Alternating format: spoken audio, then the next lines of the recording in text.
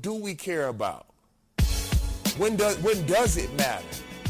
See, that's the problem with just America in general. What still matters? What things that our fathers and our ancestors cared about that we still hold dear to our heart? That's what's wrong with hip-hop. Hip-hop don't have no fucking rules no more. We don't have no rules about nothing. There used to be rules in the dope game. You couldn't sell drugs to kids or you would die. You couldn't sell drugs to pregnant women. You would die. Now there's no rules, and our neighborhoods are out of control now. It's going to have to get to the point as grown men that you stand for something. My father told me it's not the things that you say yes to, it's the things that you say no to that make you a fucking man. We are breeding a generation of spineless fucking just go with whatever. I don't even know, zombies, dude. And these are the same people that fucking oppressed us. I don't get it. I honestly don't get it, brother. And the truth is, people can say whatever they want to about David Banner, but one thing that you're gonna say is that I'm a man. And I'm a black man, I'm an African. You know, and we don't even know where we come from. And out of all the words in the English language, and I'm gonna show you how much we've been socialized and how much our hard drives have been erased. Out of all the words in the English, and English is the operative word, out of all the words that we pick, you could call me, hey, you Converse, hey, you Chair, hey, you Vlad, hey, you Banner, hey, you whatever. We call ourselves niggas. The white man's word, the most evil, negative, we could call ourselves anything. But that's what we decide to call ourselves as descendants of Africans, of kings and queens, of gods. We could call ourselves gods, but we choose to call ourselves niggas. That's how much America has beat us down.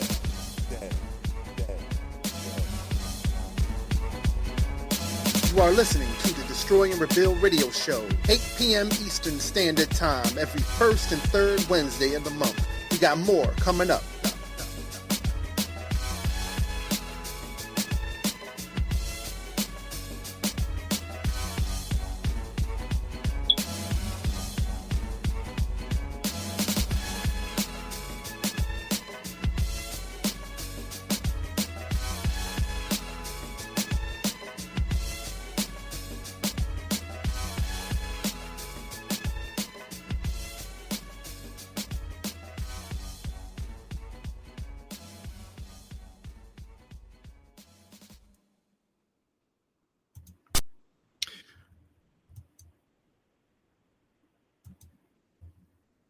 Welcome back to the program, Destroy and Rebuild Radio, 8 p.m. Oh, it's 8:09 right now. Tonight, we are pleased to be joined by Kemetic science teacher and life coach, Brother Reginald Khu-Akaru, founder of KemeticCenteredLiving.com, a metaphysical educational membership site and blog where knowledge becomes wisdom. The e-courses and articles at KCL, Kemetic Centered Living, are focused on education of the ancient Kemetic Egyptian spiritual sciences as a framework for empowered, authentic self-expression. Brother Reginald's focus is educating on practical application on what was stolen rather than the who or the why. He is an author of 5 books based on metaphysical knowledge. He is a workshop leader with an emphasis on practical application of Kemetic spiritual science. He is a speaker, and as I said earlier, a spiritual coach and life mentor to those, to thought leaders, visionaries, and creative individuals. His passion is reclaiming and connecting Christianity and the Bible back to its African origins to free the minds of those trapped in a system that is fear-based and an attack on self-esteem and self-acceptance. He believes there is no way to reach our Christian brothers and sisters without first going through the Bible. This must be done with love, compassion, and respect for their unique and very personal journey in life. We here at the DNR radio show welcome Brother Reginald Khu-Akaru to the show. Welcome, brother. Honor to have you. Thank you. I appreciate that. Glad to be here. Yes, we have a couple of other people that will be joining us in a little bit, but before jumping really into the topic, let's get a bit more about you for the listeners. Mainly, what was the key influence that led you to embracing the practical application of Kemetic science instead of just just the application aspect? Well, for me, it was, I was raised Christian, of course, and, I won't say of course, I won't assume that everybody was, but that was my background in a pretty staunch Christian family. And so one of the things that I recognized even after I left Christianity was that we had a lot of knowledge because we could read scripture and, quote scripture, and people could talk about Christianity, what God's done for us and stuff like that. But when it really came down to it, how did it help us practically in our life? Because a lot of times we would have certain events happen in our life. And within Christianity, a lot of times, rather than really looking within, we'd say something like, well, let's hand it to Jesus and he'll take care of it. So that effectively basically blocked any type of inner knowledge that we could gain from it or anything. So what I noticed even outside of Christianity is that a lot of us get involved in even the Kemetic sciences, but it's really about rote memory. You read a few lines in a book and then you quote it and regurgitate it, but there's no practical knowledge to using it. There's nothing practical about how it's going to work in your life. So with that Christianity background, and it really not the Christianity really not being helpful and useful and really getting us out of our own way a lot of times. That's kind of the way I approached the Kemetic science. I wanted to know the deeper aspects. I love studying Black history, man. I mean, I have since I can remember. But when I really got into the Kemetic science, I wanted to know, well, this stuff was so valuable that the world was beating down the door of ancient Egypt and ancient Kemet to get this knowledge. What was it? What was so valuable? And that started my quest. And and once I started to looking at it, I recognized I had a lot of questions about my Christian background as well. And I came from more of a metaphysical perspective. And I had a lot of questions about that, just like where did it come from and where did these ideas come from? Because even like, I know you're probably familiar with The Secret and stuff like that. And I just remember watching that movie. I was watching that movie and they hinted that it was very ancient, but it was the Greeks, that they basically got it from. And the more I searched Kemet, the more I realized, man, this was our stuff. The Greeks learned it from us, So that even hyped me up even more, and I just started digging, man, and it was like wow, it's mind blowing, just the knowledge there, the wisdom, and then the practical application that can be gained from it. How difficult was it to pull yourself? And I'm not saying that you immediately pulled yourself out of Christianity, but that process, was it very difficult once you started to really get this new information, and it really started to, how was that? It was. It for me, I started asking questions when I was young. So I was probably about 15, 16 years old, and I just started asking the questions because a lot of it just didn't make sense. I mean, just one question was, why would God send everybody to hell for eternity? If you messed up one time, you could get no redemption, So I started asking those questions, and then right before I went to college, I had gotten a scholarship to go to a small Southern Baptist school in Houston, and I read the autobiography of Malcolm X. Well, that opened up a whole can of worms right there about Christianity. Well, I don't know if you know much about the Southern Baptists, but they were Southern Baptists because they wanted to keep the slaves. Well, when I got there, I met a lot of people that basically said that you could be a good Christian, but you could never be the best Christian until you turn white. It's basically, they didn't say those words, but those were the implications. Oh, okay. Well, at that point, I'm like, no, I can't even roll with that. Y'all not even gonna get the satisfaction of me believing in your God.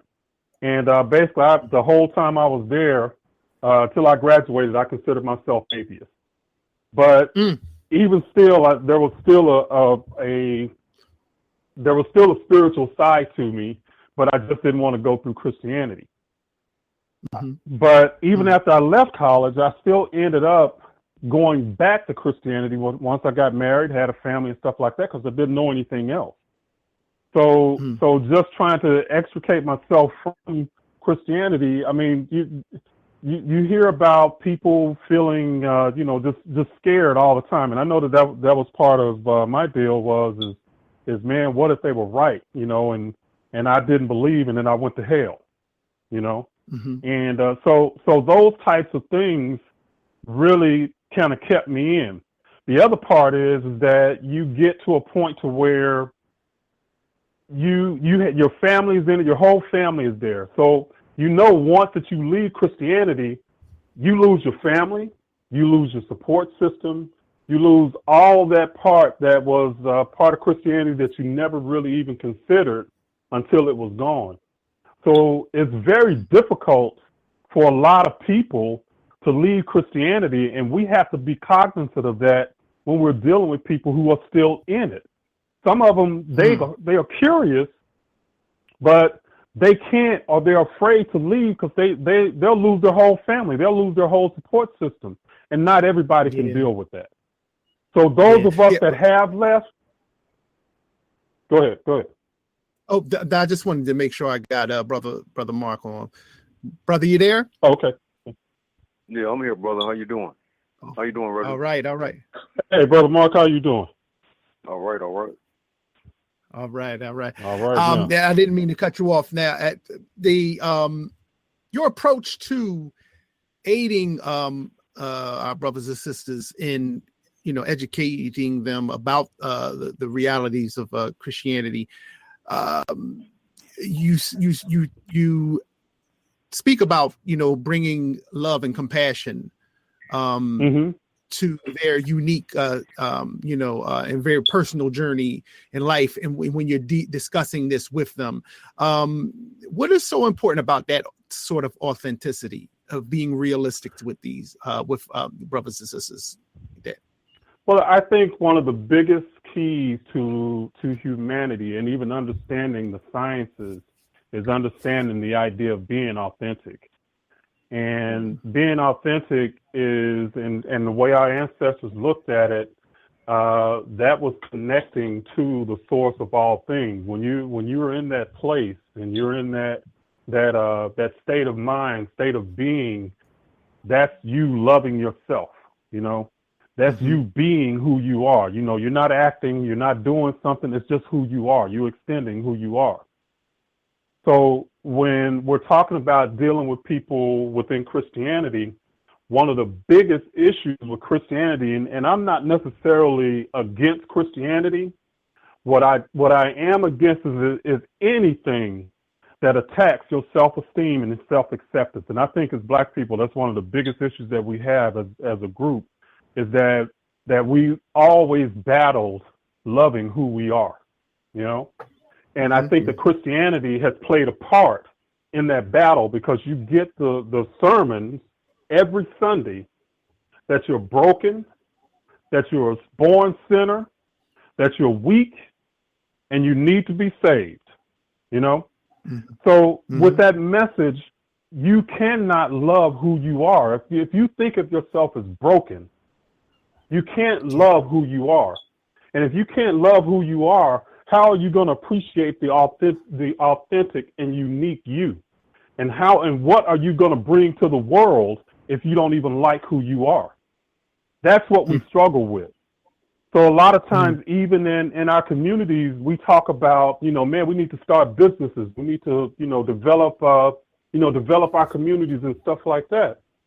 Well, you got to get to the root of why a lot of times this is not happening. And yes, there's been a system that's been set against us.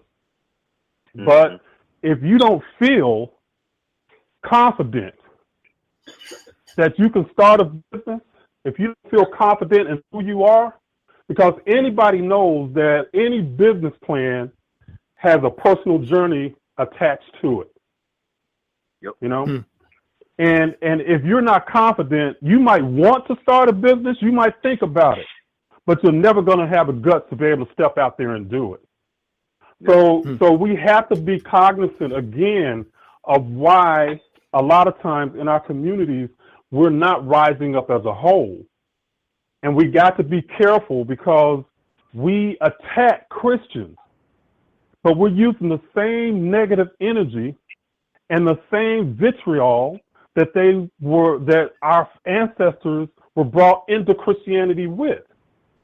You cannot change a consciousness with the same consciousness that brought the issue in the first place. You just can't do it.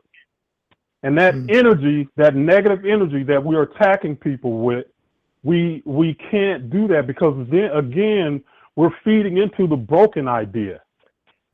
They can't be authentic. You can't love yourself, and you can't build if you feel you're broken. It just won't happen. It's psychologically impossible. So we got to take a different stance on that. Excellent point. I just want to say, Charles and I were talking last night about some things, and you know, that we see going on out here, and you know, I'm the kind of person, you know, I like to think of myself as being introspective, you know, because I always try to take a look at myself and what makes me maybe respond to some things the way I do and whatnot. But I look at, you know, like last night he and I were speaking about ego. You know, it's a whole bunch of ego going on out here. And on that same token, okay, thank you. On that same token, it was about you see a lot of people, as you're alluding to, a lot of people attacking others, and it's like, okay, well, hang on. You're saying they're egotistical, but what about yours? You know, acting like, okay, your way is even better. You get what I'm saying? And there's a whole hell of a lot of that going on right now. You know what I mean? Just arrogant. Exactly. Okay, thank you. So, yeah, I agree with your points on that 100%. 100%. Yep. Yeah, and that's the thing is. Go ahead, Charles. No. Continue. Now, I was going to say, that's the thing, is that we act like once we leave Christianity, that all of a sudden we have the answer for everybody. And that still goes against the idea, because Christianity, the same idea is, or even just any religion, is that if we all think alike, act alike, and be alike, then the world is going to be a great place. It doesn't work like that, because it doesn't fit everybody. So to think that my way is the only way and the best way, you're doing nothing but another religion.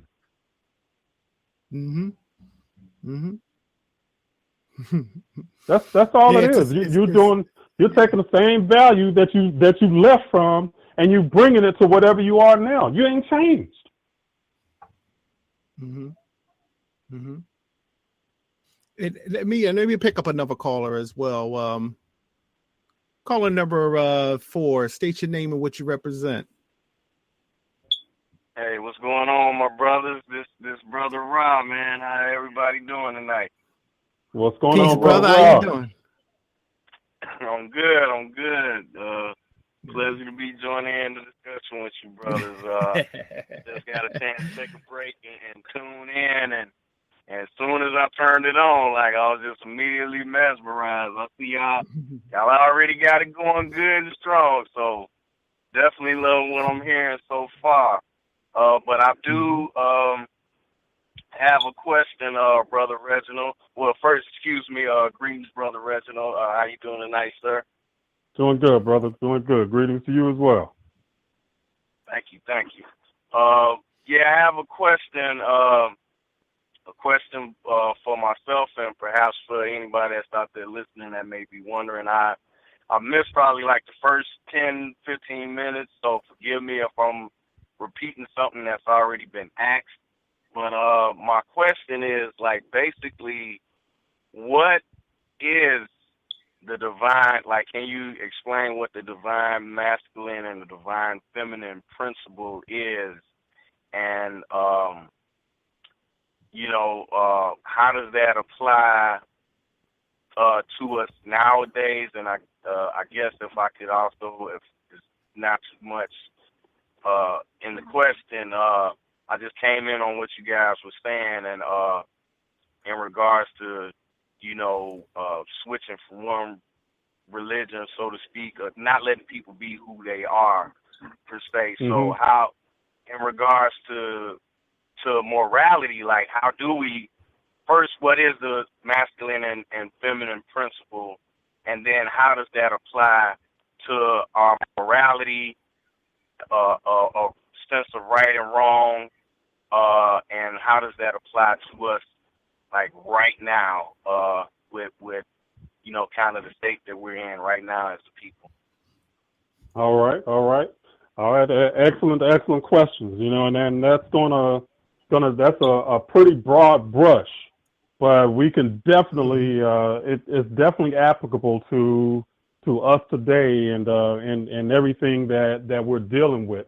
I think one of the biggest issues that we have in the Black community right now is a lack of understanding of how these principles work.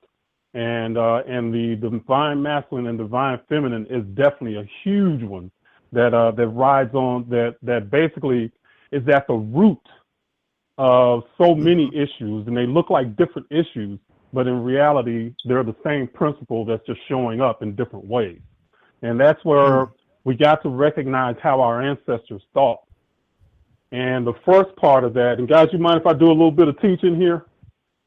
Take a little time to do a little teaching here. That's why you're here, bro. Okay. That's why we brought you. Let me I'm an old school teacher, so I know some people are visual and some people are auditory, and some are kinesthetic. So I'd like to got some little visuals. If you can go to I can point you to my web address, my website at KemeticCenteredLiving.com, and then there is and it's KHEMETIC, KemeticCenteredLiving.com. And then there's a link right at the top. It says, hold on here. Get my link going.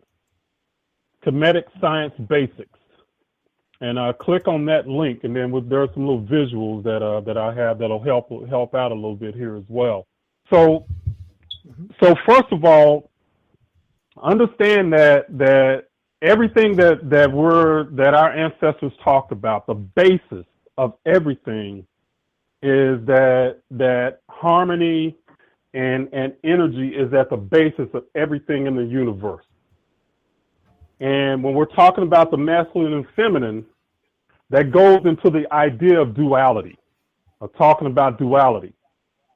So our universe was created from one, and I'm just talking the numerology here. So we got to get into the basis. So the numerology expresses that very abstract idea of energy and consciousness, or whatever you want to call it. But the numerology, the basis of it, is the idea of how consciousness or how energy, how it functions. Okay? Mm-hmm. So when we're talking about unity, in the beginning, unity couldn't express itself, okay? So we can call it, they call it the netter of netters. It couldn't express itself. Mm-hmm. So you have to think in terms of, the ancients said that you have to have opposition in order to Brother create Reginald. any experience. Uh-huh. Brother Reginald, real quick for the Yeah. listeners, explain what a netter is for them. Make sure Okay, that a netter, they thank understand when you. Mm-hmm. Thank you. A netter is the ancients' way of expressing what we call today a universal law. Okay, that's our vernacular for it now. But a netter is where the word nature was derived from. Okay, so for them it was NTR. So for us it's NATAR, nature, NATURE. Okay, but netter and nature is basically for them is the same thing. All right. Mm-hmm. So Yes.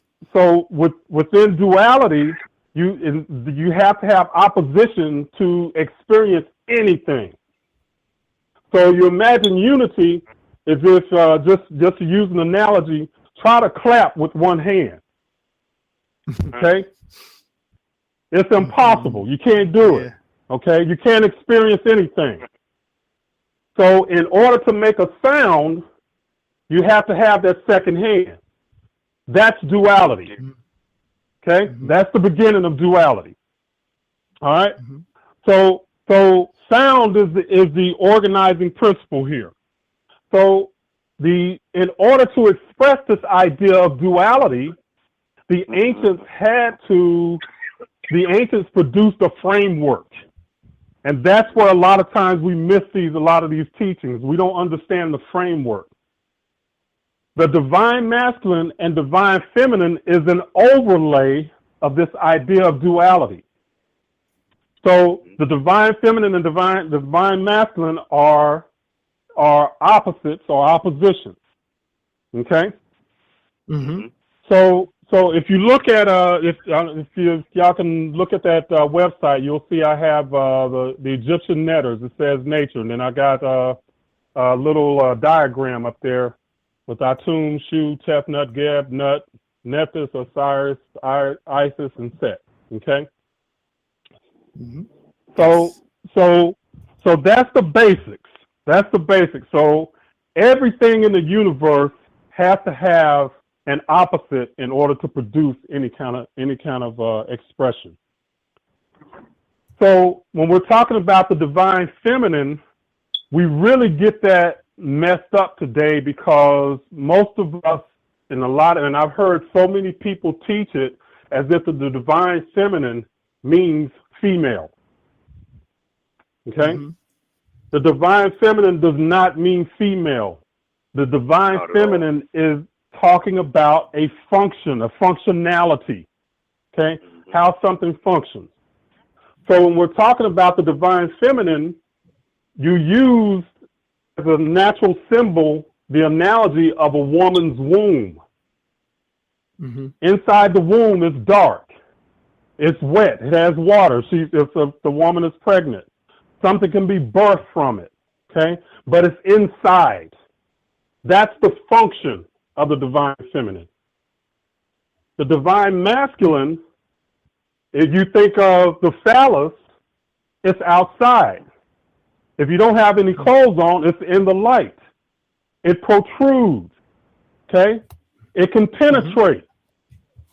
So we're talking about an active principle. The feminine principle is receptive. Okay? So we're talking about these two functions, but they are in male and female. So if you're a man or a woman, you have a divine masculine and a divine feminine side. You simply recognize that the divine feminine is going within yourself.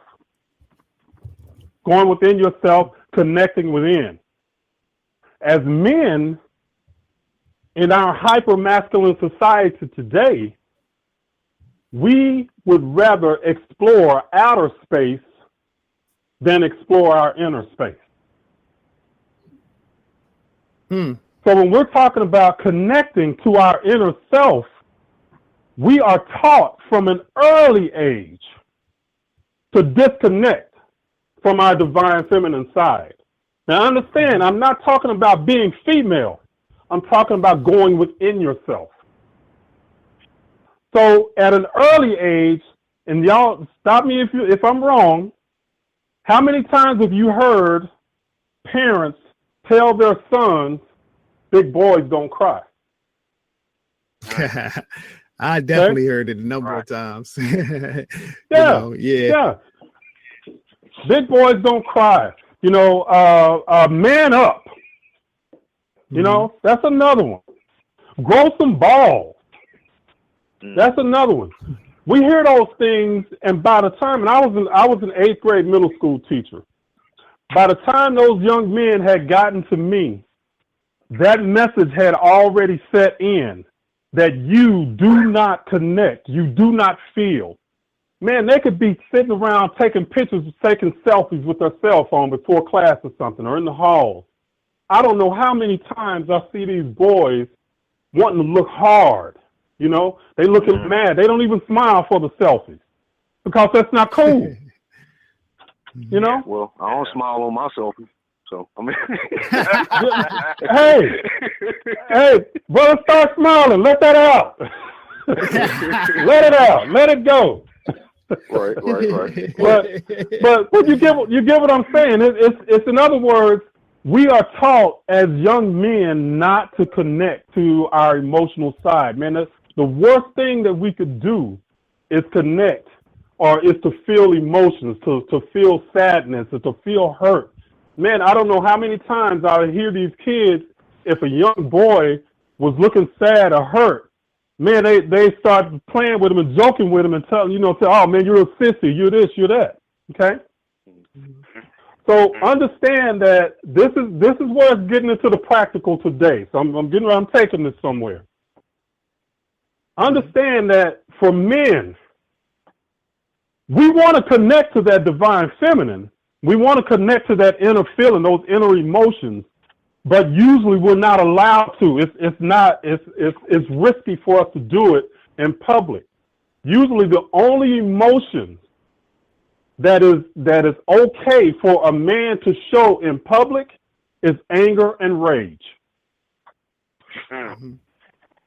Okay? Well, anger and rage. Can I cut you off real quick, brother? Go ahead. I was going to say, now, there's another example we can use in terms of high levels of emotion, focused emotion at that, I would say. And that would be the game of football. That's at a pro level.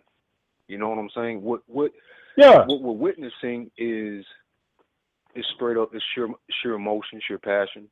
And I think a lot of people who don't understand the game itself, it takes a lot to. You're basically flying around trying to hurt someone. Yeah. Even if you what emotions, when you're doing that, Mark, when you're playing that game, what emotions are you channeling through you? Exactly. Exactly. It's usually the anger, it's rage, because you're trying to hurt somebody. You're literally trying to hurt them. Right. And see, so again, I was using it more in the context of people will say, "Oh, you're not, you're a punk, you this, that, and the other, this, that, and this, because you're using emotion." Well, hold on, wait a minute. You watch boxing, don't you? That's using that's using emotion. Football is using, you know what I mean? So that's the context I was using it in. Some of the sports that even at the pro level that many consider to be the utmost and the manly man type thing. Is based on emotion. Yep. And dude, I can tell you part of that reason why men connect so much to sporting events like that is, I don't know if you're familiar with Joseph Campbell and the hero's journey, but you get to watch a guy, you get to watch somebody going through their hero's journey because you have an opponent, you know, you're battling, you might be getting beat, and then you come back at the end and win, you know? So that's, again, that's another level that we want to experience that. That's why we connect. That's a way that we're allowed to connect emotionally to something. Okay? Wow. Yeah. That's but get this.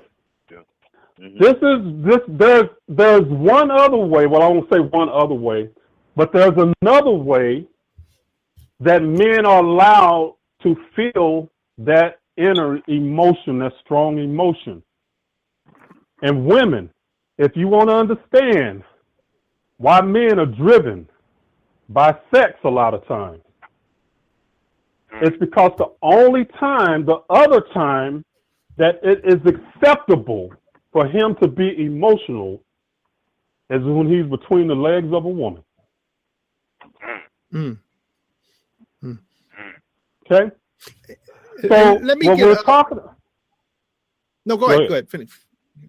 Finish what you. No, go ahead, Carl. No. So I was going to say when we're talking about. No, go ahead. Go ahead.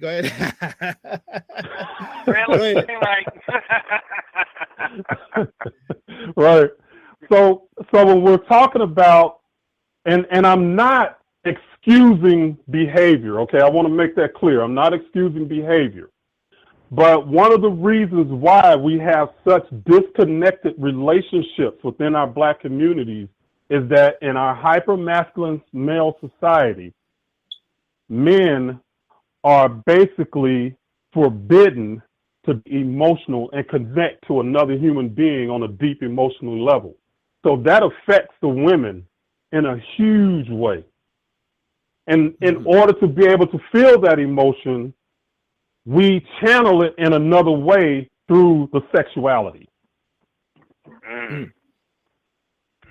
Now, well, I'm a present a question, but I want to get a caller on before I move forward because just in case they had a question regarding that. Caller number 5, state your name, what you represent. Greetings, love, peace, and happiness. My name is Dr. Faulkner, and I'm calling from Dallas, Texas. How are you doing, Dr. Faulkner? Absolutely. I have a question for Reginald. Go ahead, Dr. Faulkner. Okay. Well, thank you, first of all, for the awesome explanation of the divine masculine and feminine.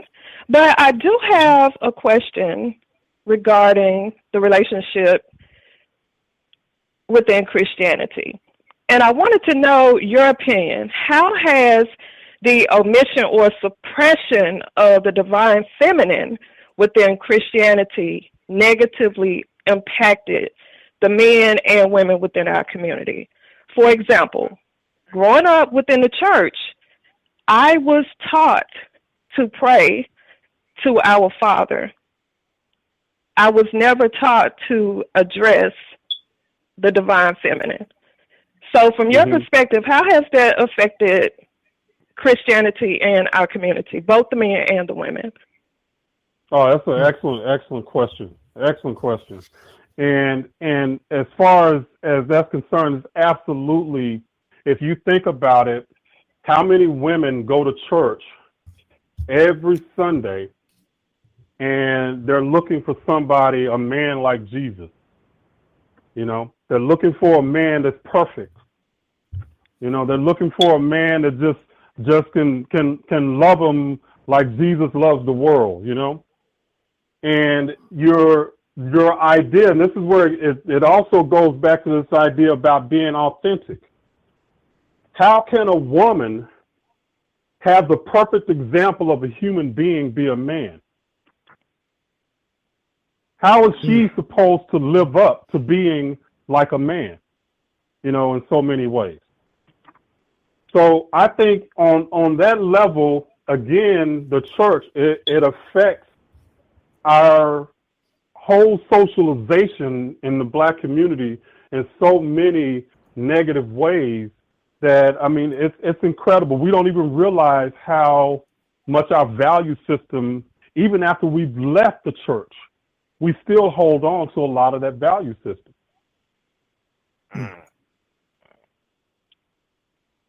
Still hold on, and so many men, I think, even the idea of men or women are supposed to be subservient to men. That's taught in the church. That basically most women are taught to put aside who they are in order to serve their men and their families. One of the biggest issues that Christian women, or women that have come out of Christianity, have is that just even recognizing who their authentic self is, because they've had to put themselves, put who they are to the side and sacrifice who they are for so long. A lot of that is to do with the church. I think, what's the scripture? The proverbial woman, I can't remember. I think it's Proverbs 31 or something. The virtuous woman. The virtuous woman. Okay, yeah. The virtuous woman, and those ideas. And Dr. Faulkner, are you familiar with that verse and what it says? I'm familiar with it. It's been a while, a very long time since I've read that verse. Okay. But I am familiar with the verse, with the verbiage of it. Gotcha. And what are your thoughts about that? Well, I feel my perspective is that I feel that it has impacted both the men and the women, and it has left us or leaves us with unrecognizable imbalances. Because I know, like, from my perspective, there were points in my journey when I was looking for that ideal man. And that ideal man was based upon the image that I had of the Godhead or the Christ that I was shown within the church.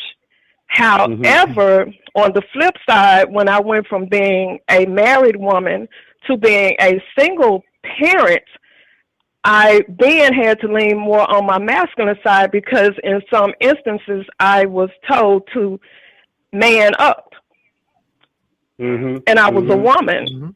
And I feel that from the masculine side, how men end up with so many, this is my perspective, how men end up with so many imbalances is because they're trying to live up to this fictitious image of who they are supposed to be within that phase of, within that structure of power.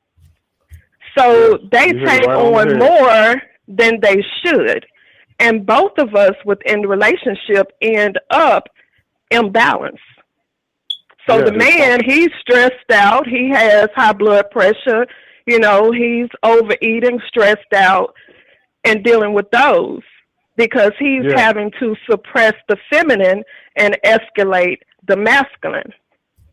Yep. So that's what I've seen and what I've observed.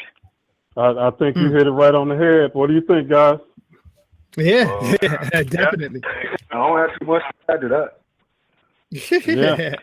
So, but that's such an awesome. Go ahead. Yeah, there is a question I have. Is this a natural progression with human interaction, or was there a catalyst of change? Like, is this like this total, I guess,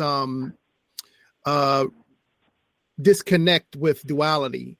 Is this a natural progression, or was there a catalyst that? Now, when you say natural, what do you mean? How do you define that as far as natural? Personally, I don't think it is natural, but it's a question to say the progression of how human history has, has progressed over time. Was this, like, a lot of people will say that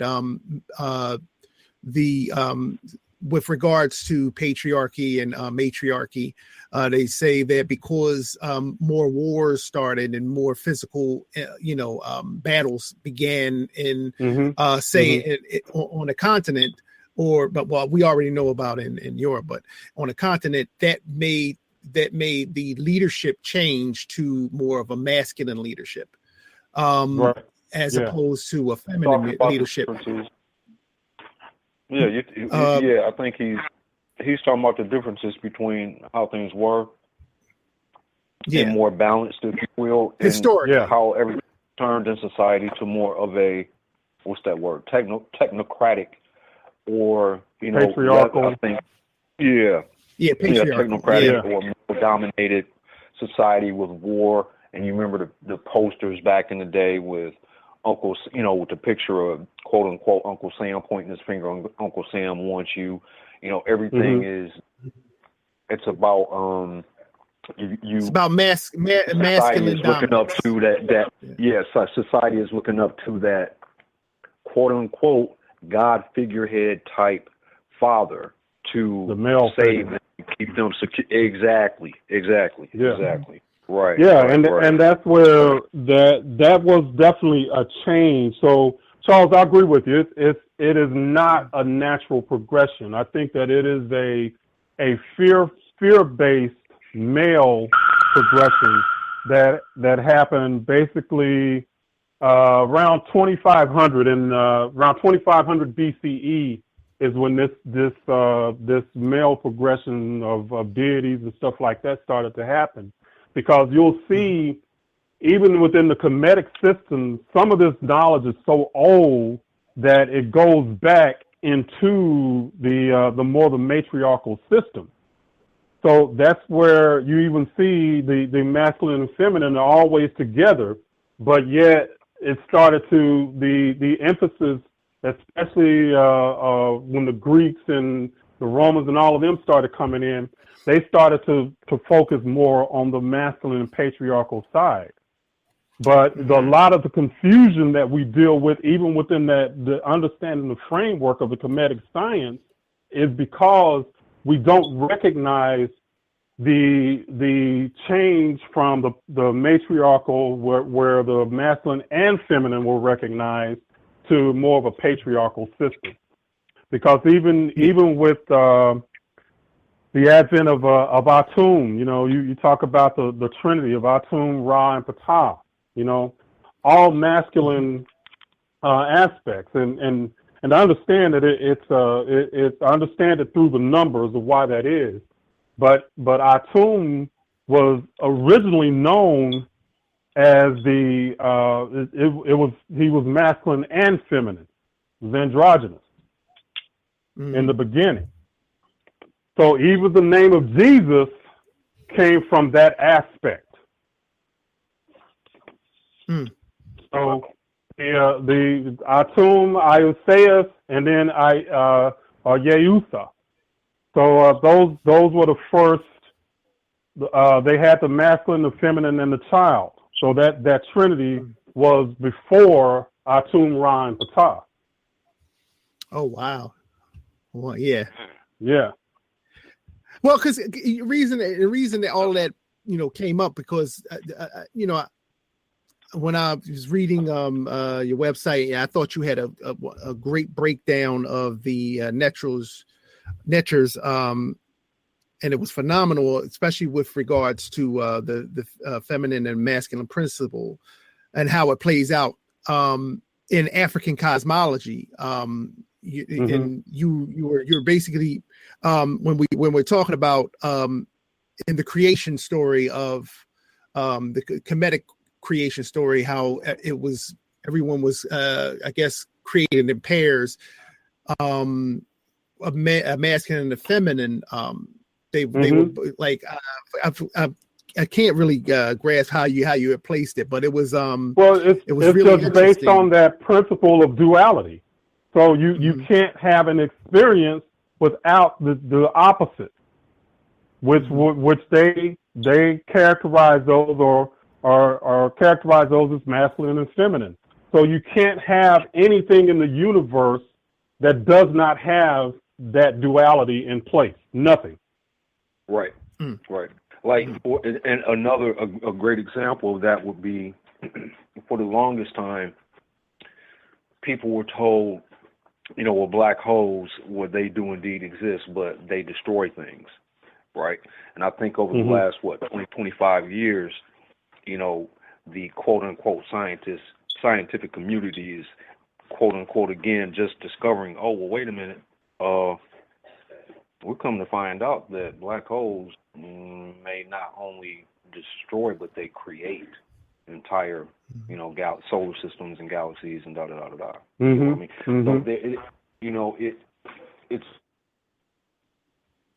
for that balance. You get what I mean? The positive on one side. Well, see that even goes into the idea of again a Kemetic science idea that when something dies, the opposite of that is something that's being reborn from it.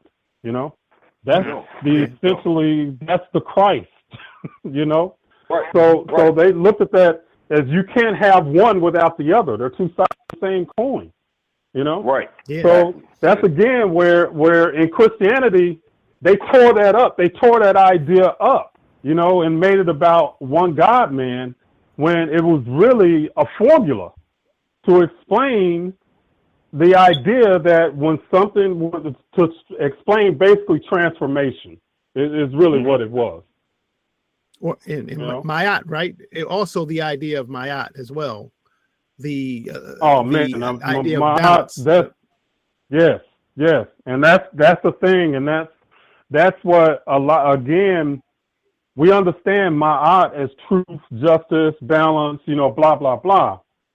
We read the words, but we don't understand how powerful that concept is, and we don't use it. Yep. Now, when we're talking about Ma'at and the idea of balance, you've got to look at it through the symbolism. Okay? Ma'at is feminine. All right? So if Ma'at is one of the words that define it is truth, and we know that feminine means going within, then what does that say about practicing Ma'at? Where does truth lie? Truth is within. That all that is within us is subjective. So and this goes back to living authentically. Because if you're not confident enough to believe in your subjective experience, how do you live authentically when you're having to check with everybody outside you? And that's one of the things as black people that we do day in and day out. I don't know how many times I hear and see, especially in social media, people getting upset because their white friends say that there is no racism. I'm like, do you understand that one, they can't validate that for you?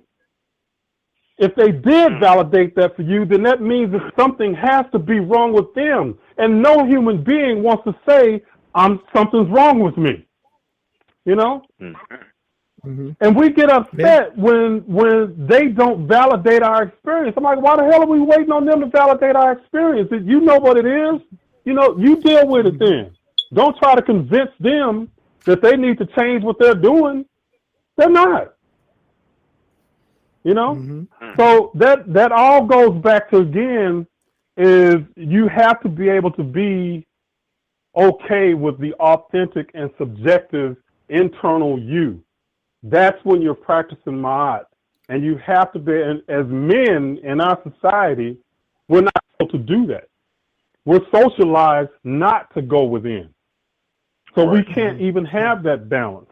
And it imbalances everything. It becomes an imbalance for the women too, just like Dr. Faulkner was saying. It ends up, just through the church and all of that, it all ends up being an imbalance for all of us. Well, let me ask you, Brother Reginald. Oh, go ahead, Rob. Go ahead. I just want to interject real quick, going kind of piggybacking off of what you said, Brother Reginald.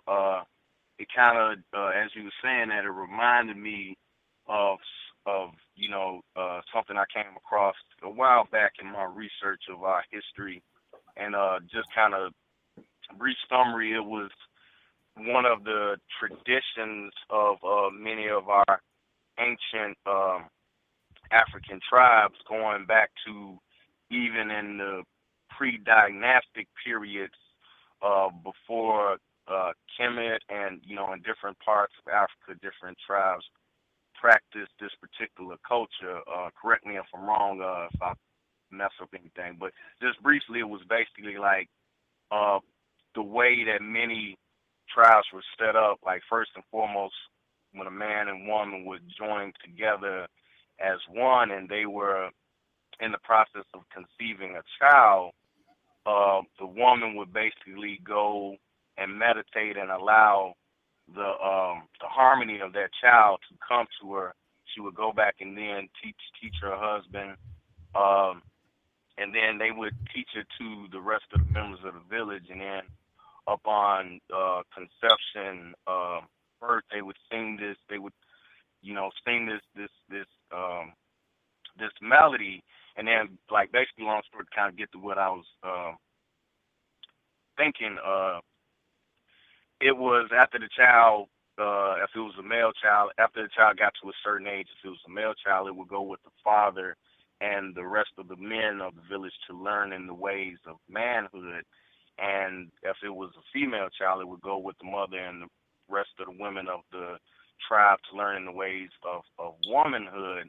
And in regards to what you were saying with how just even, now in our societies, we are, more patriarchal based society, and basically men are conditioned kind of from the get-go to not really display any inner emotion except for, aggression or sexual desire.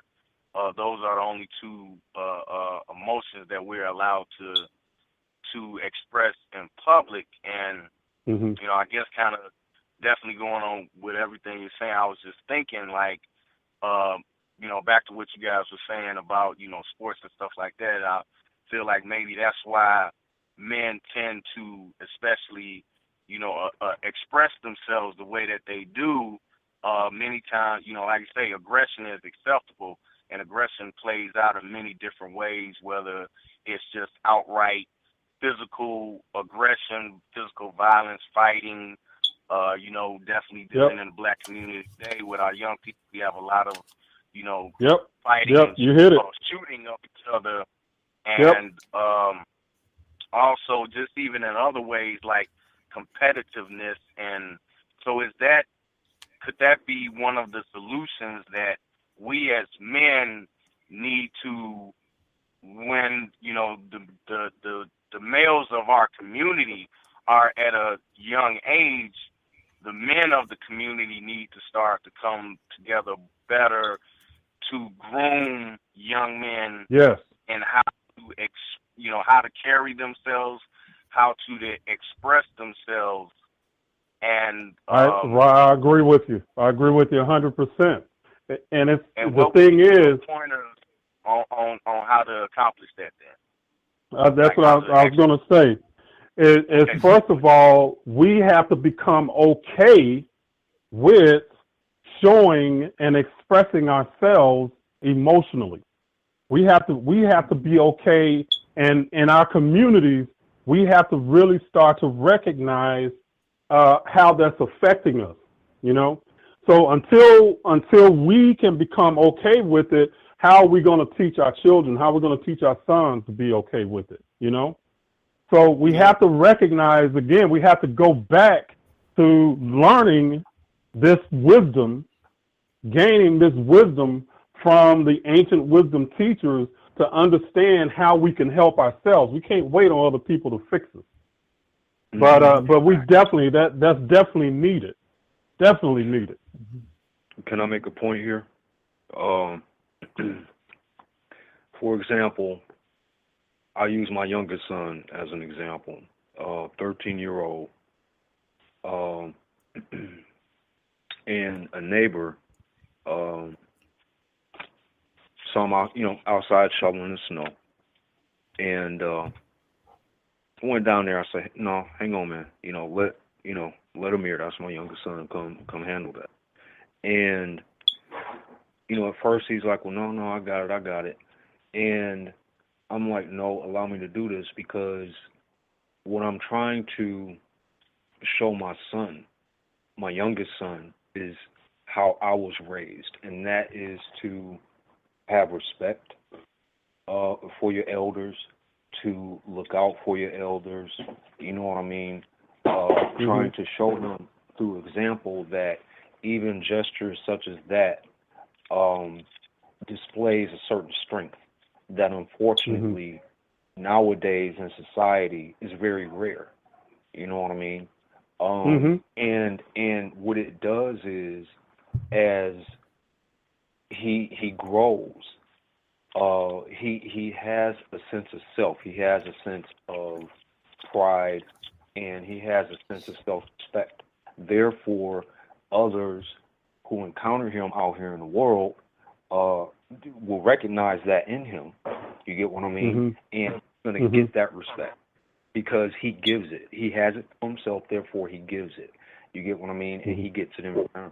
And see, that is that same concept again, that masculine and feminine in that context of, I have to be a certain way. I have to know myself and know how to treat others in a respectful way, because I treat myself in a respectful way. You know what I mean? But you appreciate who you are. Exactly. But instead of that, what we're getting a lot of days, as Ra was breaking down, is you're getting a lot of both negative polarities, if you will. And two negative polarities, as we all know, they don't go together.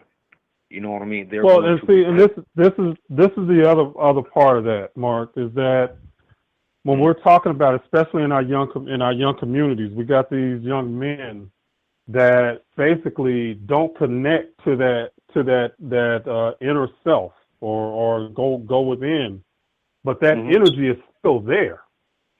Yeah. It's bottled up. Okay. Right.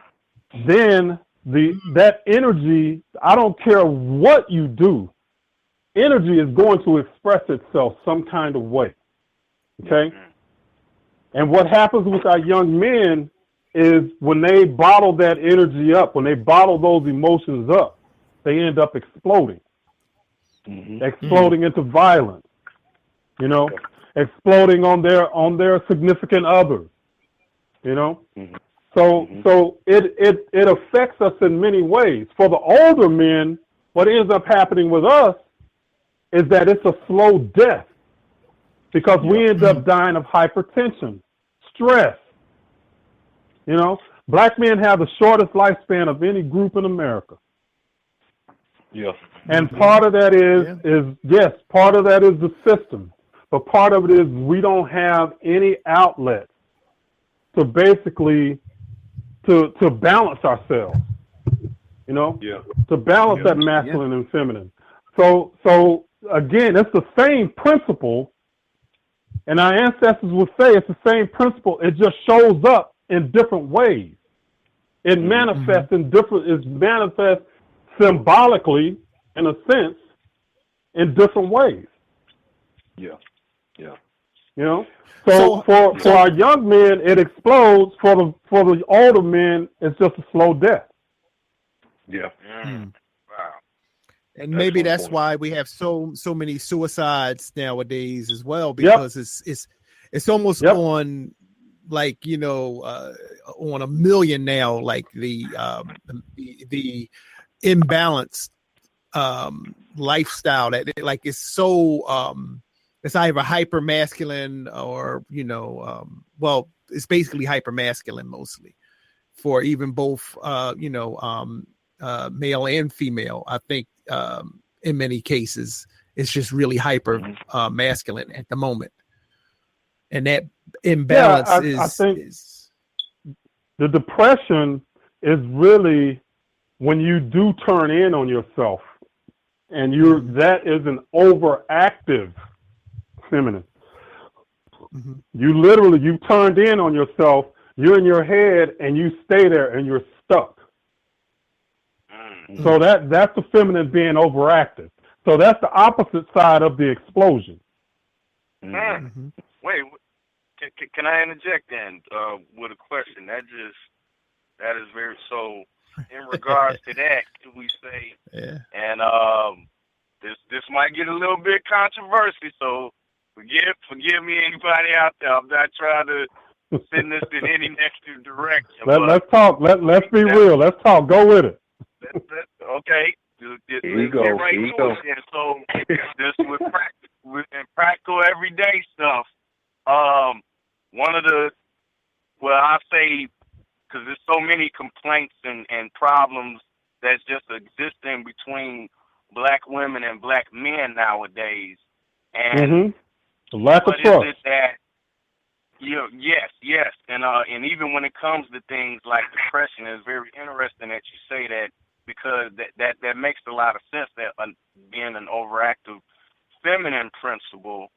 So also like that, and men experience depression, women experience depression. So I guess in that regard, that is both genders, both black men and black women experience and principle of turning in on oneself. So then is it the same for both black men and black women that become overly aggressive? Is that the masculine, the overactive masculine? There you go. So how do we, because one of the biggest things, and myself and many others can attest to, in regards just in general, and then you see it played out on social media, and a lot of times when we try to talk about the problems and issues that exist between black women and black men, both in the context of what we experience from oppression and enslavement, as well as what we experience now in this society. But oftentimes that conversation immediately disintegrates into a finger pointing match. No, this is, the real problem is black women, A, B, C, D, E, F, G. Oh, no. The real problem is black men, A, B, C, D, E, F, G. Right. And it's like, how do we find a way to, because looking at it in that regard, that this is something that we're both experiencing, black men and black women, we're both experiencing at the same time overactive masculine principles and overactive feminine principles. How do we recognize that and begin to overcome that? Well, the first thing to recognize it is to first be able to talk about these ideas from a principle-centered perspective, okay? And understand this wisdom teaching has a framework for us to work through these things ourselves. All right, so that's the first thing. The second thing is once you start to build confidence in yourself, self-respect for yourself, then you are not afraid to own your own shit. You're not afraid to work on your own shit. You ain't talking about that curse word, is you? Responsibility. Responsibility. You ain't talking. That's responsibility. A curse word. Hey, we need to start cussing then. War. Curse word. But it comes down to what it comes down to again. If we're not confident in our own authentic being, then we can't accept our own shit. We got to be the victim. Right. That's where the finger pointing comes in. The finger pointing comes in is like, hey, I can't take fault at this. Shit, I'm already feeling, horrible about who I am. So it's got to be you. Right. I'm okay. I believe I'm okay. Right. So we have to understand, and this is where I'm really big on this knowledge and this wisdom really helping us go and learn about who we are. And we have to build ourselves up for our own self-respect, our own self-esteem, because we have been beat the hell up as a group, you know? And again, we can't wait and hope that somebody else, because really a lot of times the way we think about things is when white people change, our lives will get better. We're waiting on that. You know, but that day probably won't ever come. So in the meantime, what do? Right. And we have to find ways to basically take care and heal ourselves. Our ancestors left us that knowledge. But right now, all we do is read a few lines in a book. We regurgitate it, but we never apply it. And the big reason is because we don't know how. We don't know how it works. That's what I want to bring forth. I want to show people how this stuff works and how it can apply to us every single day of our lives. We get into I see a lot of people talking about Kemetic science, but this is the thing. If it's a science, what is the definition of a science? You're going to study something, you're going to observe something, and then you're going to experiment with it. There you go. What the hell are we studying, observing, and experimenting with? But see, here's the thing with that, though. We might get the study part down, but the testing and all the other the observation, those two aspects are lost. Yeah. Actually, I would go as far as to say that I think nowadays, and I ain't trying to say this to put us down, but I think our people with just general life, and especially like in regards to black men and black women and how we carrying ourselves in this country, we doing a whole lot of experimenting and not enough studying and observation. Like, we doing the experimenting first and trying to figure out the rest of this shit later. Like, I don't know. It's kind of like we almost, because we've had so much taken away from us, that we kind of, as the old saying go, like, I'm making this shit up as I go. You know what I mean? Like, I know. No, and in a lot of ways that does happen. Right. But we have to recognize it. We have to recognize it for what it is, and then we have to take a different action. And until we do, we're going to keep repeating that those same issues are going to keep coming up over and over. You know? So in a sense, what we're talking about here, and I know what I did is I created an e-course that talks about the first three numbers, 1, 2, and 3. Number 1, you have to learn that aspect, and talking about the idea of the creator and how you fit into that. That's the first layer of learning self-respect. Okay? The second, number 2, is what we've been talking about, the masculine and feminine, being able to live in balance in Ma'at. The third one is even more powerful because we talk about the Trinity. And that's what most people, when we talk about it in the church, we have no idea that is a formula. It's a formula. It's the seed, the soil, and the fruit. We know it as the Father, Son, and the Holy Ghost. But the seed, from a personal perspective, is your thinking. The soil is your consciousness. What are you planting in consciousness? And the fruit is what you created, which is your life. Okay? That's the Trinity.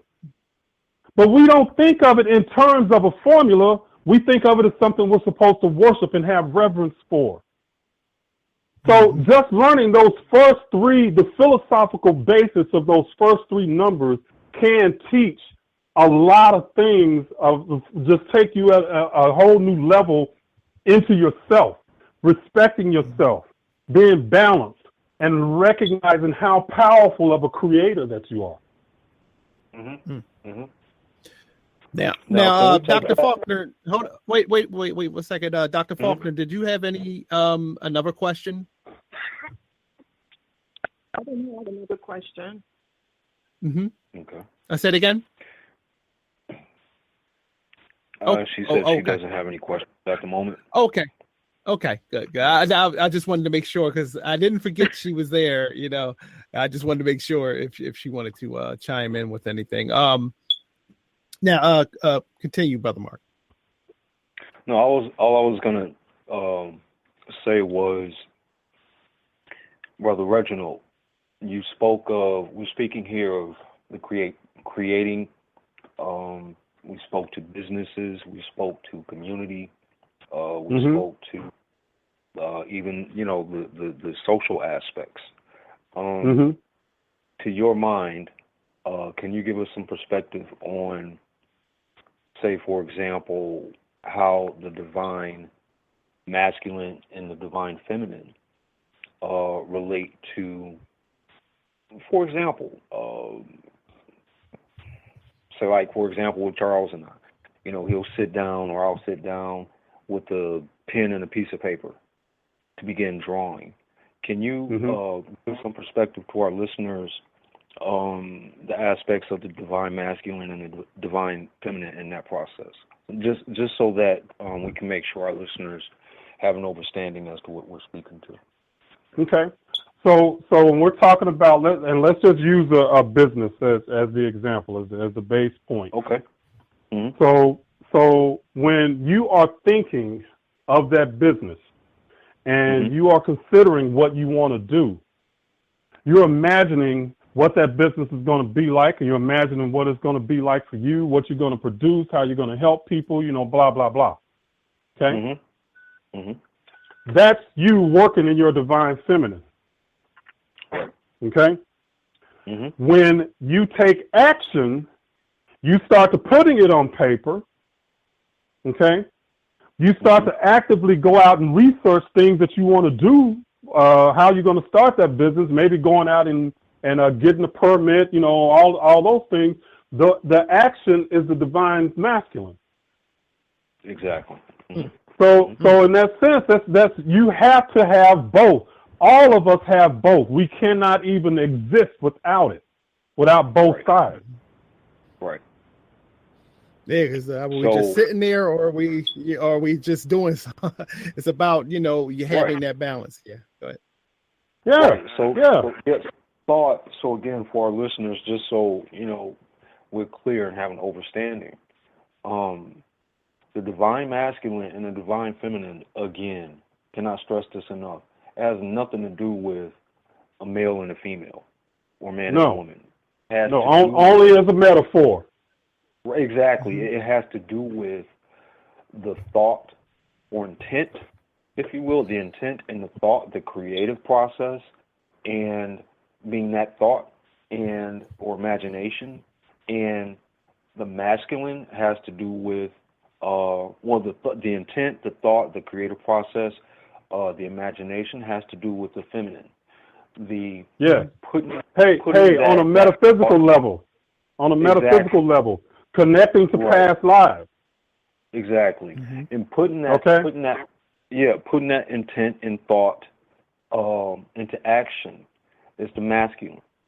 So, and I think that's something, again, as you know, when you began speaking to the subject, I see it a lot too. And a lot of people I see, they really have it confused. I don't know exactly how that happens. You know, maybe because they're trying to take something in such a literal way. You know what I mean? That's exactly what it is, because we're especially in our church upbringing, we are taught literal. We're taught to think of these ideas as literal. Right. We're taught to follow. Yeah. Right. Yes. Yep. We have been taught the idea that myth is a fairy tale. That's a Greek way of thinking. That's a European way of thinking about mythology. That's not how our ancestors used it. Mythology is explaining and expressing the numerology. It's explaining the function of the universe. So we can take the masculine and feminine and take that to a more abstract level, and let's take that and start talking about the creator and the creation. This is where people start saying things like God is a woman, meaning that that the creation extended from a place that was unknown, that was hidden. It was feminine. That's the feminine aspect. And then creation came into existence. At that moment that it broke through, that's the male aspect. That's the masculine aspect of it breaking through, it penetrating into reality. Okay? Mm-hmm. So that's on a more abstract level, talking about these ideas. But they work the same no matter what level that we're talking about. So it's something that comes from within or something that is hidden. Our imagination is hidden. Our thought process is hidden. That's the divine feminine. Mm-hmm. We might be thinking about what we're going to say. That's hidden. When we say it, that's the masculine. There you go.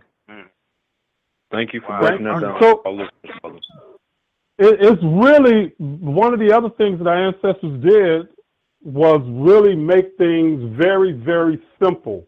And a lot of times we'll complicate it. But the way that their thinking is that the more simple it was, the closer to the truth it was. Yeah, there you go. Now, are these things not as simple to us now because of the way we think or the way we see things that may cloud our interpretation of these principles? Yes, it is basically because of how we've been taught to look at symbolic language. Our ancestors were masters. The ancient Egyptians and the Kemetians were masters at symbolic expression. And the way that they did it, I showed you, I had pulled up that little diagram on my website and showed you how they looked at the masculine and feminine and how they broke it down. If you if anybody's looking at that, scroll down to the next picture and you'll see that void of the symbolic pictures, and you'll just look at the matrix that it makes. Okay? Mm-hmm.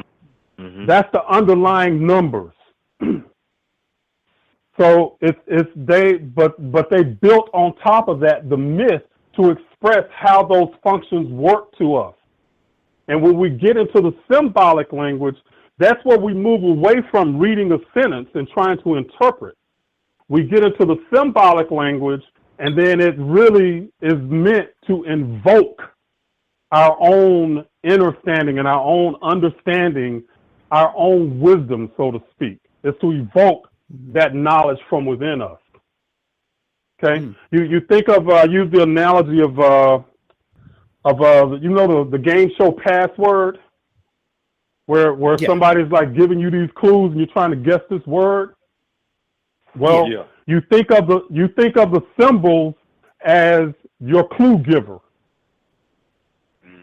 But you're coming up from your own wisdom and your own understanding. You're going to understand those symbols and what they mean for you. They're going to be, a lot of times the ideas are going to be subjective. Somebody else might look at that symbol and see one thing, and somebody else look at it and see something totally different, and they can be both valid. Right. That's the way that's the way they use that symbolic language. So that, in that sense, it's very powerful. Again, and I can use this from a practical perspective. Think about dreams. A lot of people don't even understand how powerful dreams can be in really analyzing your own inner thoughts. Because anybody in a dream is an aspect of your consciousness. Mm-hmm. So it's a symbolic representation for you from the soul's perspective. Mm-hmm. That might have gone off a little on the deep end there. No, I'm over here like free. Hey, bro. Because for me, when you're talking about the introspection and the analyzing of self and the conscious and so forth and so on, and the different meanings, hey man, I'm right there with you. I'm quiet because I'm, trying not to cut you off. There's a whole lot I want to say. I'm trying to be cool. It was a lot I already know. Hey, I appreciate you, brother. I appreciate you. Yes, sir. Yes, sir. But yeah, but my point in making that was that there's so many layers and levels that when we go around and we talk about passing around knowledge, knowledge is not enough.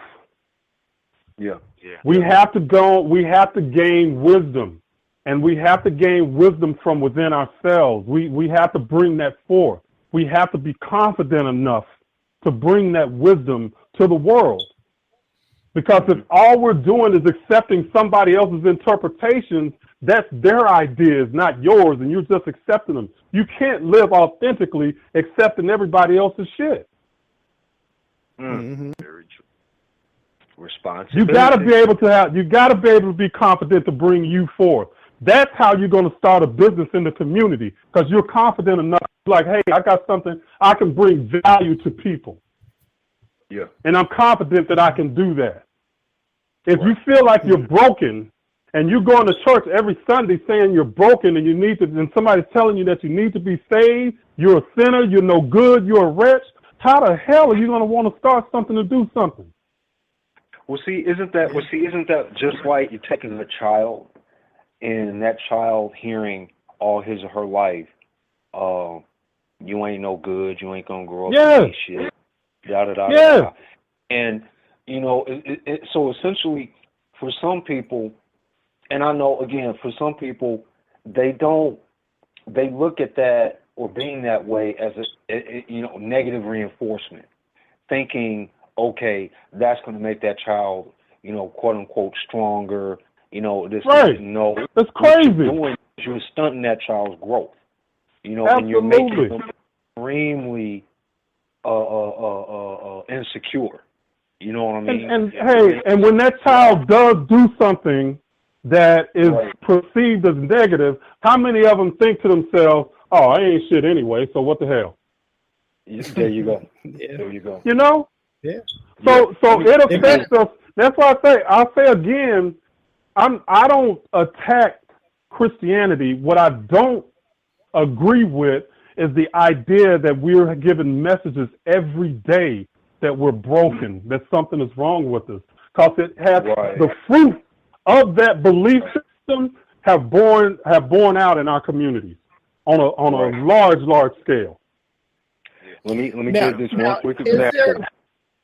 Well, I have a question. Are there any elements of Christianity in the Bible that we should care about, or that hold some importance to us? Mm-hmm. Absolutely, because a lot of what I'm even talking about, there's confirmation of that in the Bible, and I'll give you a scripture that you probably heard, but I'm gonna give you another way to look at it symbolically. Look at Ephesians chapter 6, verse 2 and 3. Okay? And that scripture talks about honor thy mother and father, so that you may live long on the earth, or something to that effect. Okay? Honor thy father and mother. That was the first part. That's the first command. Now, instead of using father and mother, put masculine and feminine in that. There you go. Instead of looking at that in the literal sense, look at it in the metaphysical or in the spiritual sense. Yep. Yes. And honor thy masculine and feminine. In other words, let's practice ma'at, and you will live long on the earth. Mm-hmm. So that Christian Bible, and I'll tell you, I was one that I absolutely, for me, for a long time, the best use of a Bible was as a doorstop. I was angry at Christianity and the Bible. But the more that I got into, the deeper I got into this knowledge, I saw how much is being hidden from us from looking at it as a literal historical document. But when you look at it metaphorically and symbolically, man, it's a whole new world that opens up with that thing. A whole new world. If I may interject, and say on that note, and especially going back to what you said a little earlier, Brother Reginald, like even with all that, I think it's still kind of amazing that our people still find ways to have these types of wisdoms, even if we may not understand it even on that deeper level, and that, understanding it from the inner self realm. Because, even a lot of, I don't even want to say church wisdom, but old grown black folk wisdom. But, it'd be old black folk that be in the church and outside the church and, all that. But, a lot of the stuff going back to what you were saying about just the divine feminine and masculine principles in the idea and then the action. The idea is feminine, the action is masculine, and how that goes. And just think about some of the sayings that I've grown up hearing all my life from black folks older than me. None comes to a dreamer but another dream. Right. None comes to a dreamer but a dream. Or think before you talk, or think before you do, or don't run off half-cocked. Stuff like that. And isn't that the same thing? Like, you can't just have the idea. You can't just be in the dream, have the thought without the action.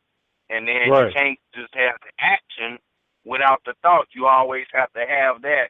So I do find it amazing that we still have that wisdom inherent with us. We just may not understand. And there's a deep reason for that too.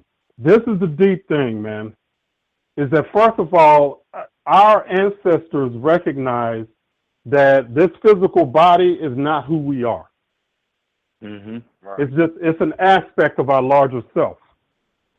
Mm-hmm. Our larger self at some point, no matter what we do and how we do it, we can call it the soul. It still has an impact on us. And it comes through. That inner wisdom can come through. But living in a system that puts you in contradiction and at odds with yourself and at odds with your physical body and your so-called spiritual body, it makes it more difficult.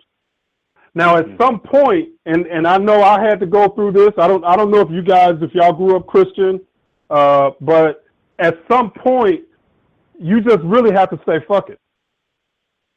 Yeah. I can't live like this. And you start to move away from the staunch Christian ideas that basically kept you captive. You can still walk the fence, but you usually living in conflict.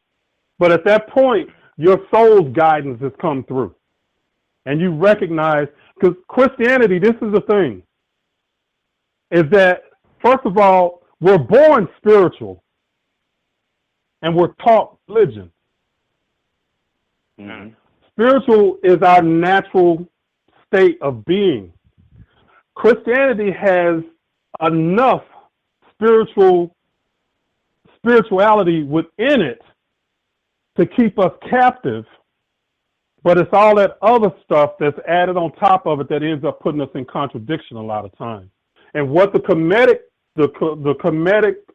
science can do is help you to basically wash away all of that contradiction. And that's where we can help our brothers and sisters that are Christian who want, because there are a lot of them that are looking, and there are a lot of them that are tired of trying, and they're burnt out on trying to live that Christian contradiction. But unless we can bring them knowledge in a way that we can walk alongside them, they're going to run away. So with this Kemetic, once you get deeper into that Kemetic knowledge, you can start to look at the Bible and look at scriptures and show them, hey, this is what this means. This is how you connect to that. This is what Christ really means. This is something that I tell Christians, and it just messes them up. I'll tell them, I don't believe in Jesus, but I live Christ every day. Mm-hmm. Yeah. What? Yeah. I would like to bring up a point. and this goes back into the whole thing with responsibility. One of the basic tenets of that Christianity teaches is choice. You have to choose to allow, Jesus Christ to Savior, quote unquote, into your life, right? To get yourself out of the quote unquote bad choices you have been making, right? Now, the way I've always seen that, I'm like, well, so a lot of people, I think one of the most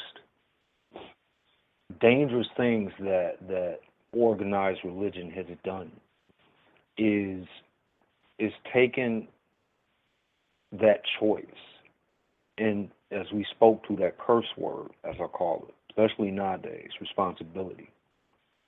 And it's okay, anything bad that we do, we already know, we sin, we ain't no good, this, that, and the other. So, okay, in certain sects of Christianity, okay, I can go to another man, hidden in a booth, right? He don't see me, I don't see him. I can confess all my little sins, okay?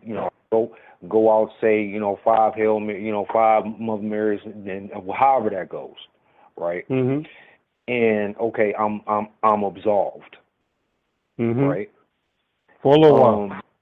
Yeah, for a little while. And that's simply, okay, now I've told somebody, now I feel better about myself.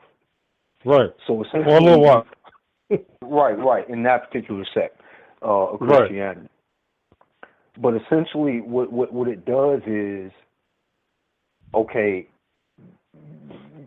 Jesus Christ is going to take away all of our sins. Well, hold on, wait a minute. What about choice? Right. What about I made the choice to do something I knew, meaning I felt deep down was wrong, was fucked up to do. And the devil made you do it. Right, and see, and that's what I was getting to a long time ago, and I won't get too much into it, but I did something I knew was wrong. And speaking to a friend of my mother's at the time, he said to me, well, man, that's okay. It's something the devil made you do and this, that. I said, no, he didn't. No.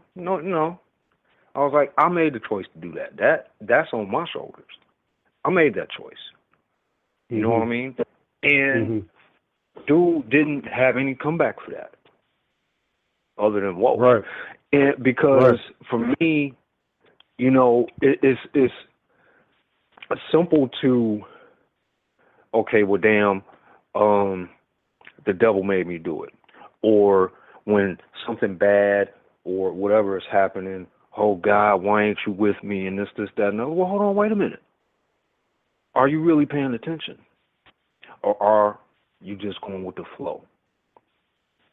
Are you just going by to get by like Ra was saying earlier and not paying attention to, because there are always going to be little signs, there's always going to be little things to let you know, hey, right here, okay, here's your choice right here. You're going to take it? Okay, you're going to go to, do your thing. Right. You'll be back. You're going to come right back around. My point being, continue to make choices that go against what you know to be, I don't want to necessarily say right and wrong or good or bad, but go against what's best for you. You know what I mean? And when you get to a point where you're so low, it becomes, then that's when people start wanting to blame God. It ain't about the devil no more. Well, God don't exist no more. Well, hold on. I like to use the example of the man that got caught up in the flood. Okay, had all kind of warnings the flood was coming, decided to stay. Okay, car came, helicopter came, all of that. Okay, the man decided to stay, believed completely in God. And then when the man went before God, he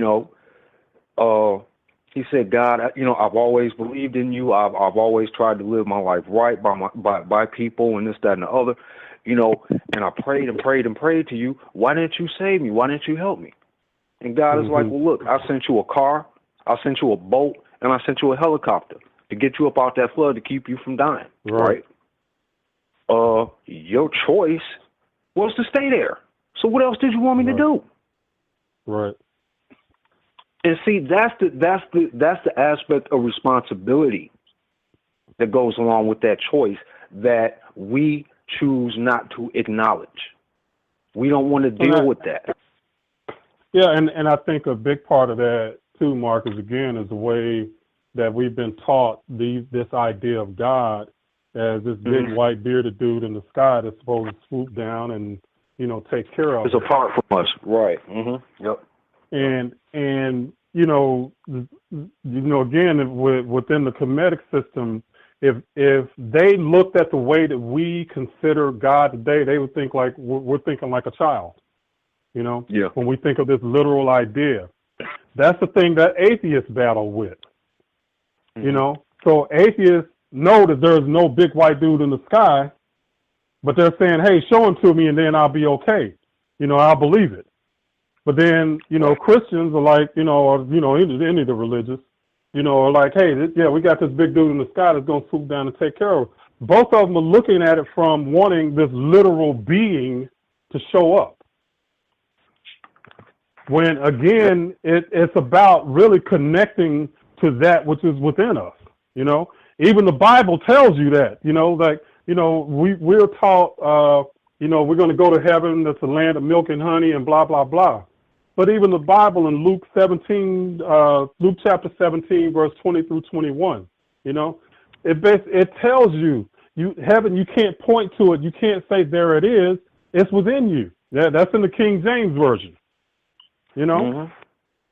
So again, there's all kinds of nuggets like that in the Bible, but that kind of stuff we're basically shied away from or don't even bring up in church because it goes against the other ideas that keep us in fear and captive. Yeah. You know, that's one of the biggest things about religion. What's that now? No, I was just going to say, and that comes right back around to not wanting to take, you know, that responsibility for the choices that we make. You know what I mean? But right. Please. In other words, we don't even want to believe our own power. We don't even want to believe our own God self. Right. Know? Right. And you know, and I think like one of the biggest things that is a characterization of the difference between the way that religion is today and then the way that the spiritual system was before, okay, was that as Christians, we're taught that we're supposed to have a relationship with God, and then if we have a good relationship, God will do us favor. In the Kemetic system, the whole journey is about recognizing your own divinity. You know? Yeah. So it's two different mindsets. One will empower you. The other ultimately disempowers you. Or enslaves you, depending on how you look at it. Disempower, enslaves you, or both. Excellent point. Yep. Because you get a lot of people, I notice, and I was like this myself. Grew up with the mindset, okay, well, if I do this and I do that, I'll be deserving, I'll be worthy. Yep. That spill, and as a natural consequence of that, it began to spill into my everyday life and dealing with people and things here in the world is, okay, I have to do something to deserve this. Or if I do this, that, you know, if I do A, B, C, D, E, right, then I'm supposed to get A, B, C, D, E, F, G, you know, back in return. Right, and then take that. Go ahead. I was going to say, take that to the business side. You know, again, if we want to start a business, if I did good, God will bless me. Right. But when things start to going bad, is God cursing me? There you go. You know, point. That's a constant conflict. Constant conflict. And it doesn't have to be in business. It can be any area of our life. We never know when God is supposed to be blessing us or when God is cursing us. You never ever really sure. And that's part of the problem with, that belief system is that you're just always unsure. Always. Yeah. Yeah. Well, I know this, and I'll make this last point because I know everyone else may have something to say. Again, my youngest son, not 2 weeks ago, wrote out a list. Didn't know he was doing it, didn't prompt him to do it. Wrote out a list of every, in his mind, bad thing that he's done. This little boy, he's 13, he went all the way back to, I think, the age of 6. Wow. It was all stuff. I bullied this person in in school. I did this, I did that, da da da da. And I'm like, okay, Amir. I'm like, wow. I appreciate the fact that you're being honest. Not just to me, but more importantly, with yourself. I appreciate that. But I want you to know something. There's nothing wrong with making mistakes. Absolutely. The problem comes in where you start getting into the same situation because you're making the same mistake over and over and over again. And what that means is you're not learning from it. You know what I mean? I'm like, I'm your father. I'm 48. I make plenty of mistakes. You know what I mean? Right. I do a lot of things well, but I make a lot of mistakes. And I got to this point because I recognize that, hey, you know what? It's okay. I'm going to mess up from time to time. But that is just an opportunity for me to grow and to try to become better. So I don't ever want you to look at yourself like there's something wrong with you or that you have to be down on yourself or whatever because absolutely. You did something, something didn't turn out the way you wanted or, you feel like you did something bad or you made a mistake. It's okay. And something about that, what's really powerful too, Mark, is that why didn't he take that list the other way? Why didn't he sit down and talk about how good he is, the good things that he's done? He could remember all the bad things. And I would say, and I don't know if your son grows up in if he's in a Christian home or has grown up that way, but again, with Christianity, pride is like the number one sin. You know, the 7 deadly sins. Pride is number one. How many of us that are raised Christians, we are quicker to talk about our shortcomings rather than talking about the good things about us? How many of us, and that definitely is a negative if we're talking about going in business, because you have to be able to accentuate to people what you're good at. Right. But you're taught all your life that you're not supposed to say good things about yourself because that's being humble. Right.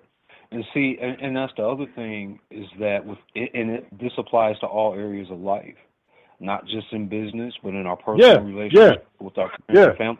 Look, you're going to make mistakes.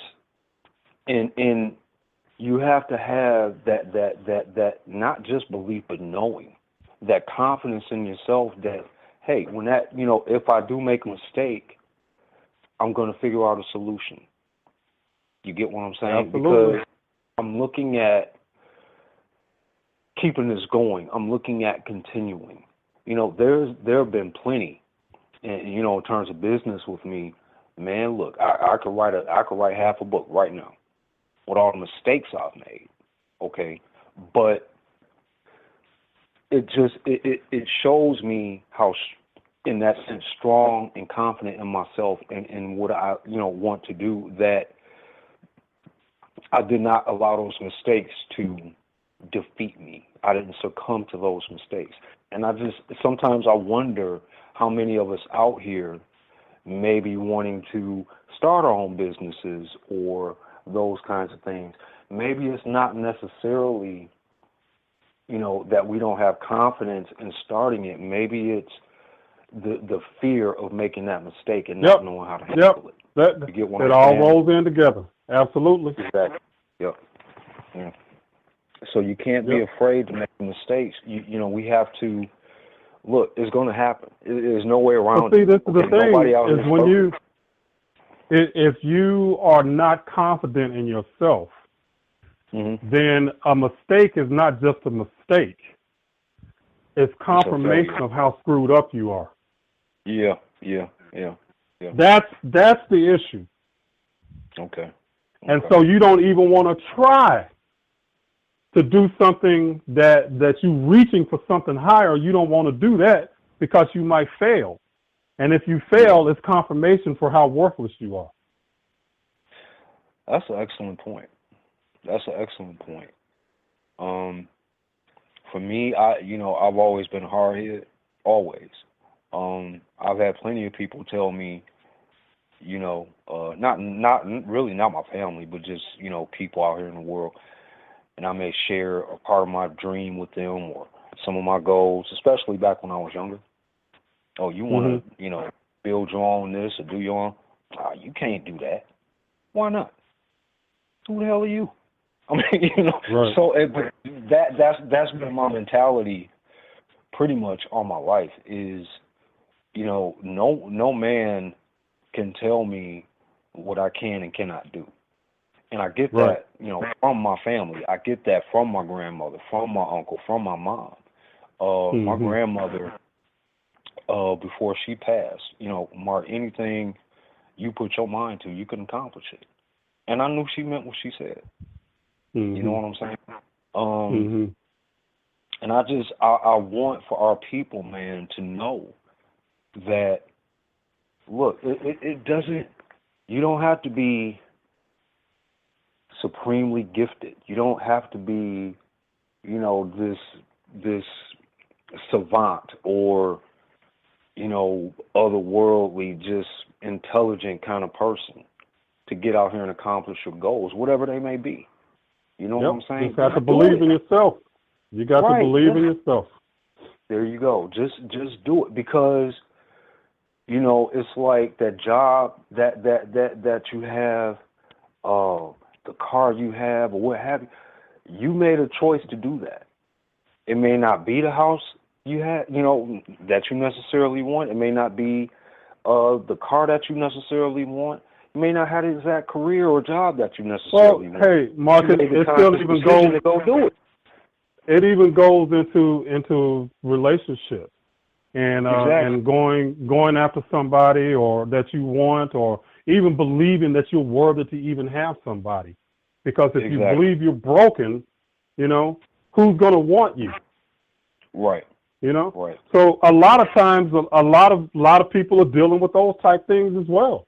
So, but it all stems from if you feel like you're broken in one area, then you're probably going to feel like you're broken in other areas, and it's going to affect you.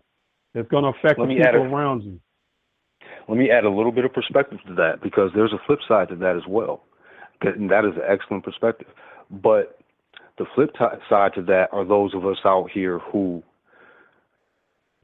need someone constantly.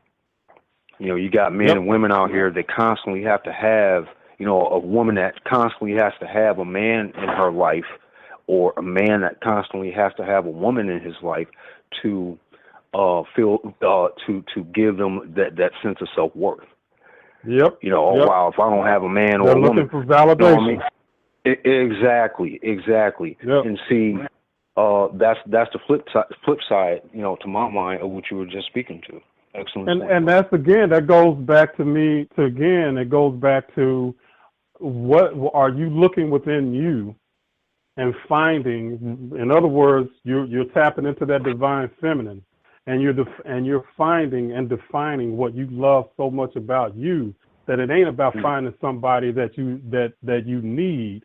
It's about connecting with people that you want and that are as confident and as loving about themselves as you are. That's really the strength place, or a place of strength to really move from, in relationships. So it all impacts all aspects of our lives. When we don't connect and we don't go within, it affects us, you know? Yeah. And it affects us in some negative ways. And for men, you know, I mean, hey, look, we have got to get out of this hyper masculine idea that to be a man means that we don't feel anything, that we don't connect to anybody, because our women are suffering there as well. Mm. Hello. You know? Yeah. Is that Rob? Yeah, I'm having issues with. I was trying to chime in. Can y'all hear me? It's kind of shaky. Yeah, it's kind of garbled up or whatever. Yeah, this is my for some reason my headphones or my mic conked out or something like that. Gotcha. So, Okay. Hey, Mark, close the show out for me. I'm still listening. I just can't. Okay, that's cool. Well, yeah, Brother Reginald, Dr. Parker. Okay. Yeah, I'm still here. Is everyone still there? Okay. Yeah. Ra, Dr. Faulkner, is she still with us? Okay, well, Brother Ra, we definitely appreciate your input tonight, my man, as always. Most definitely. Brother Reginald, we definitely appreciate you coming on. You got to come back on a future show for us. Oh, definitely. We definitely, yeah, we definitely, we only literally scratched the surface on a lot of this subject. Oh, because for real. It applies to everything in our lives, and I don't think that we realize just how much. But again, we appreciate you taking the time out. And come back again, you know, and build with us again. Ra, thank you. If you would, y'all would check me out at KemeticCenteredLiving.com. That's Kemet with a K-H, K-H-E-M-E-T. KemeticCenteredLiving.com, and some great e-courses, some great teaching on how to practically use the Kemetic system, so how to make it work for you in your life. So that's really what it's about for me, and showing people how they can be their wonderful, beautiful selves. You know, just bring it to the world. There you go. And each one teach one, man. That's what it's about. That's what it's about. So everybody, Brother Ra, did you have any closing words? Well, I just want to say, man, it was such a pleasure to build with you brothers tonight. You know, I really looked forward to this, and, you know, it was definitely what I expected. I hope everyone that was listening got something out of it. I definitely got something out of it. I hope everyone else, you know, and something that they can take forward with them to pass on to someone else. Definitely. Man, Brother Reginald, man. Yeah, he brought it. Looking forward to the next show, too, so, yeah, because, man, and I got to go back to the notepad. I'm going to have about 6-7 more questions for you. Hey, that's all right, brother. That's all right. Yes, sir. Hey, and I appreciate you bringing us together, Rob, with Mark and Charles, so definitely appreciate you doing that, man. Yeah, definitely. And again, for our listeners, we hope that we've been able to give you all a different perspective.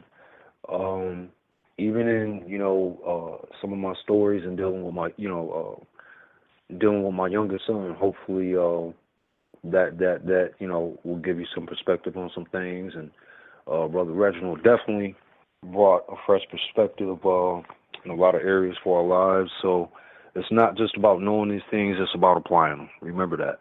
It ain't just about knowing, it's about doing. Okay? So we got to combine that masculine and the feminine. Okay? You're not talking about man and woman. We're talking about two spiritual aspects that relate to everything. So balance. Yeah, exactly. Balance. So again, appreciate y'all, Dr. Faulkner. We appreciate your points. Hopefully you'll join us and come back again with some more. I'll tell you, Dr. Faulkner's a sharp woman. Y'all ought to get her on the show one of these days, man. Man, yeah, I could tell. That's why I was straight up quiet because she, definitely. She can bring it. Yes, sir. I can tell. We'll definitely have to work on doing that at a future date. So again, we thank y'all, and to everyone, peace, and we appreciate you. All right, thank you, Mark. Y'all have a great one. Charles, same to you, man. Yes, sir. Peace. Brother Reginald, Mark. All right, Rob. All right. Peace out.